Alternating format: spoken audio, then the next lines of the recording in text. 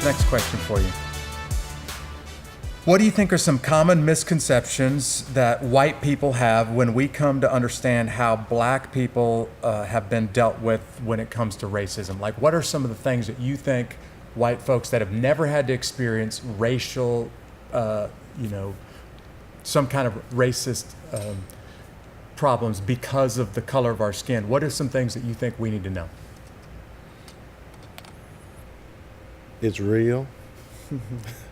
I know some of the immediate misconceptions are that we're always looking to blame someone else for whatever situation that we're in. Is usually where you have issues with individuals is they think that we're always ready to or be categorized in what they've had an experience with. So if a person of color is all another individual has had experience with, and maybe they were a criminal or maybe they were irresponsible, the misconception is that everyone who looks like them behaves like that or has the same moral value. And so the misconception is just because you've experienced that in one person of color doesn't mean that every person of color shares the same values or work ethic.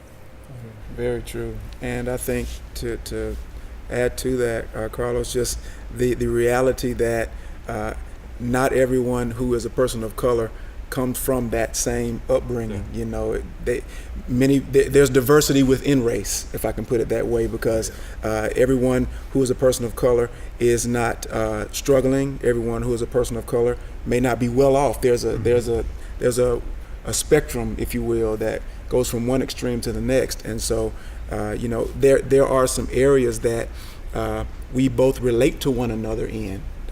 Specifically in this context, speaking of those of white descent and those of black descent, many of us, we can relate if we just communicate, and so if we can let down our guard, I think that's a big deal about it, is letting down our guard, being willing to communicate, to connect, to engage with one another, and realize that I'm not, or the person that I'm engaging with may not be what I expect or what I've experienced in my past.